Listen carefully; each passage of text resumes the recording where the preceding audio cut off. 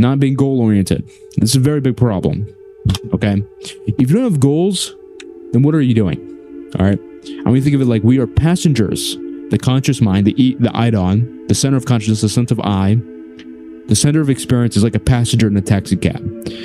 And our fate, quote unquote, it's not really our fate actually, it's our subconscious and our unconscious mind. It's like the taxi driver. Now, our conscious Idon, our center, needs to instruct the sub and unconscious in order for us to actually get somewhere. If you do not give directions, God knows where you're going to go. And I mean in the literal sense of, you know, God knows, because God knows everything. You aren't going to know. You have no control. All right?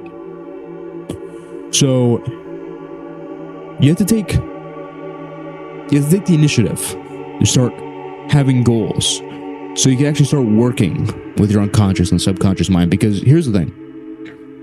What you guys don't understand is that your unconscious and subconscious, you always associate with negative things because you do negative things. You understand? So, let's say you go to a goon. The reason why you goon is because you have the impulse to go and goon. Like, oh, I feel like gooning. Now, there's a deeper psychological reason, but that impulse comes from the unconscious and subconscious. So what you start thinking, like, oh, well, I need to stop being impulsive.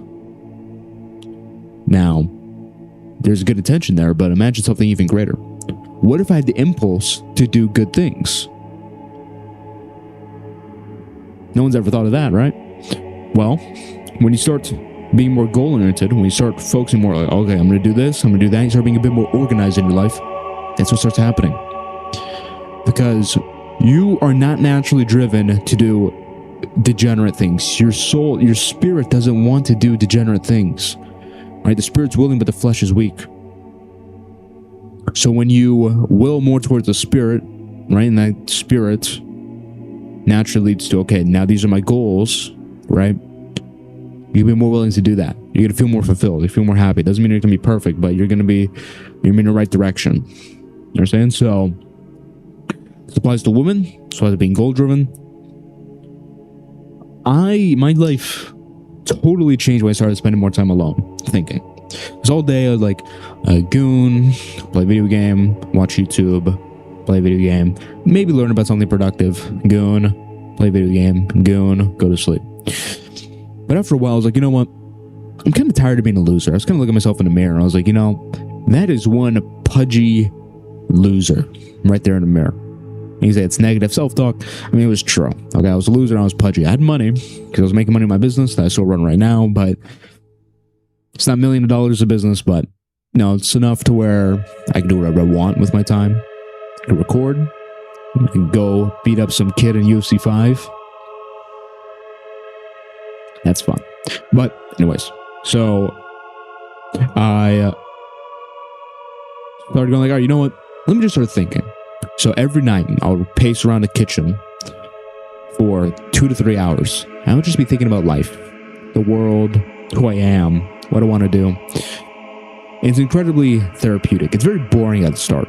But when you start developing the ability to think, it becomes very therapeutic in the sense of you kind of understand, you know what? I'm meant to be more. You know, there's more I could do. I want to do this. I want to do that.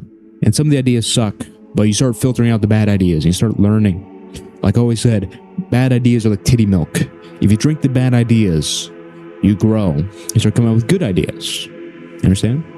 So, come up with ideas. I think about, you know what, I want this, I want that. And you know what's crazy? When I started doing that for a few months, I started thinking, okay, you know what? I'm going to do this. I started actually doing it. And the things that I envisioned in my mind that, you know what, I'm going to have this, I want this, started coming to me. Like I thought, you know, I want 2 rooms. I want one room for business / recording / my office, another room for sleeping, and my gym. That's what I have right now. And I totally chalked it up to me spending time alone thinking, because it's what oriented me. It's gave me the goals. And of course, God is the overarching container. God is the foundation of all these things. Right? And ultimately, this leads to you figuring out who you are as a person. And when you know who you are as a person, you don't get so affected by the world, especially women. You don't get so caught up in women. You're able to keep your center. You're able to keep your sense of self. It's very important.